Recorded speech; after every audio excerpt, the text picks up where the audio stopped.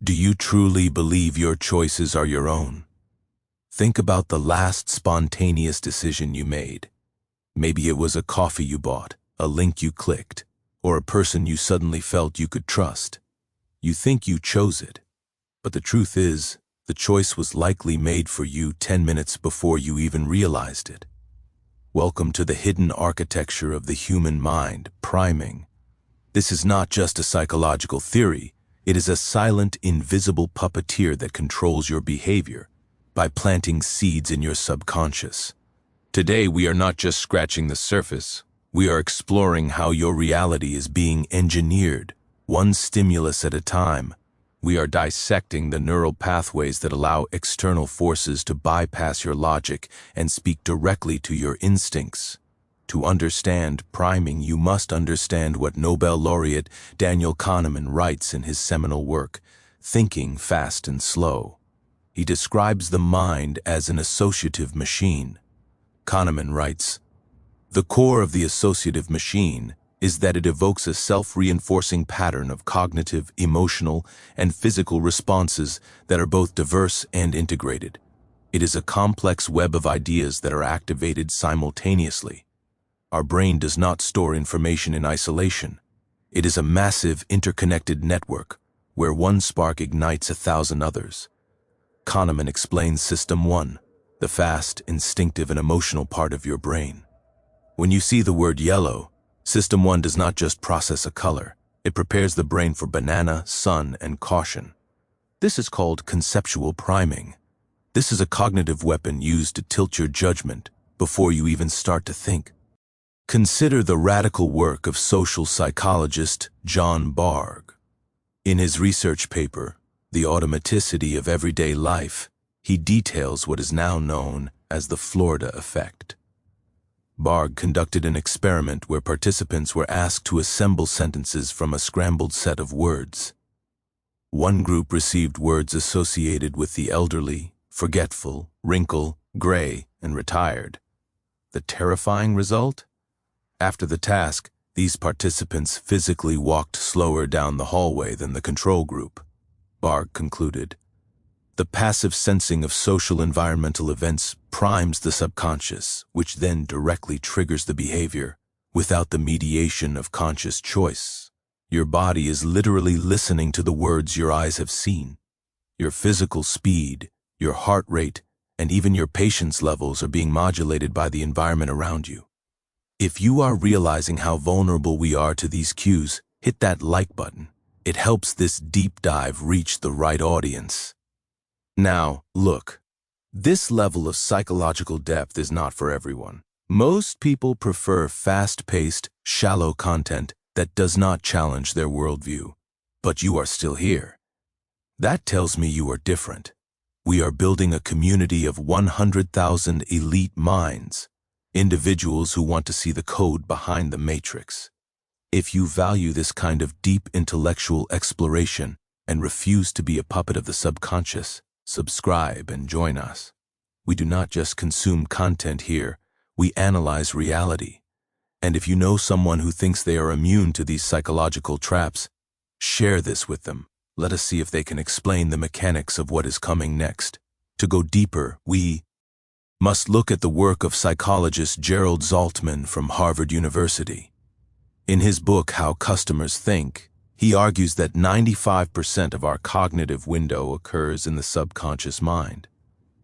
Zaltman states, "The conscious mind is the PR organ of the brain, designed to deceive others into thinking we are in control, while the subconscious mind makes the actual decisions based on primed metaphors." This is why sensory priming is so lethal. In the wine store study by North, Hargreaves, and Mac Kendrick, they found that even background music could dictate complex purchasing decisions.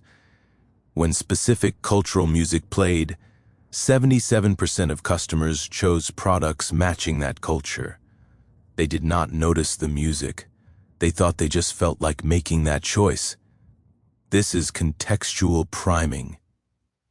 In the book Brandwashed, author Martin Lindstrom reveals how sensory priming bypasses your logic. Lindstrom writes, "Priming is the most powerful weapon in a marketer's arsenal because the consumer has no idea it is being deployed. It is the ultimate Trojan horse.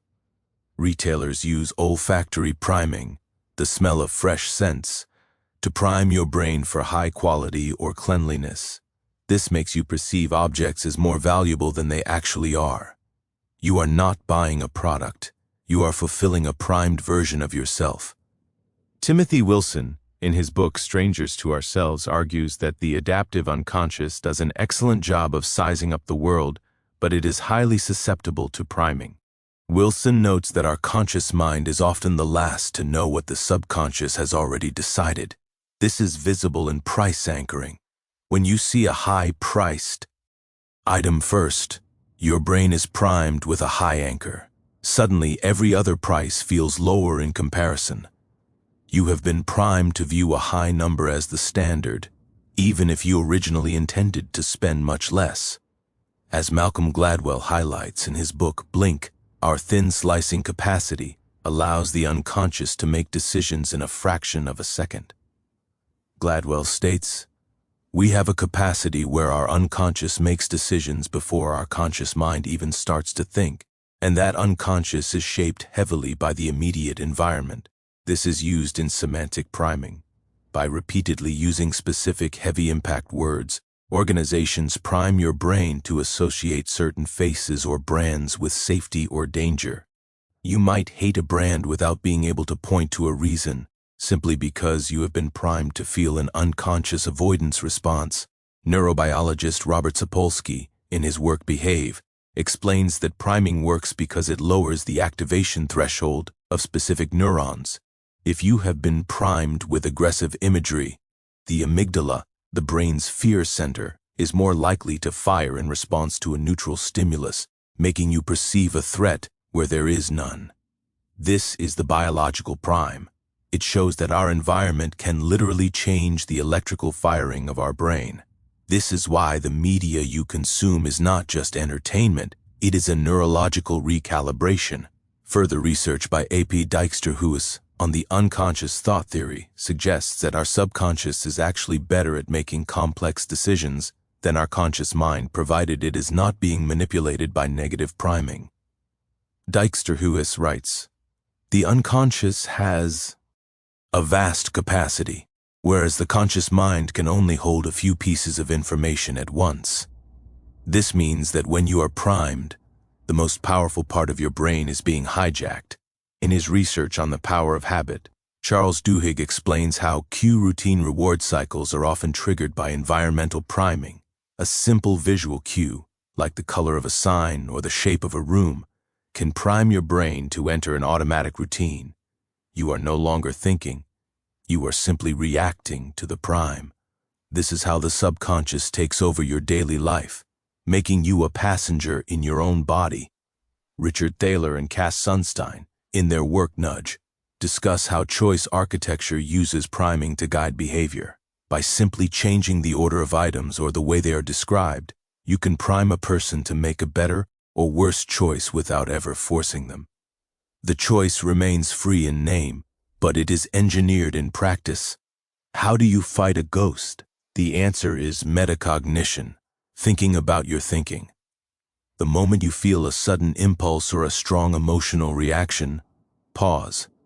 Ask yourself, what was the environment I was just in? What music was playing? What words did I just read? Who is trying to prime me right now?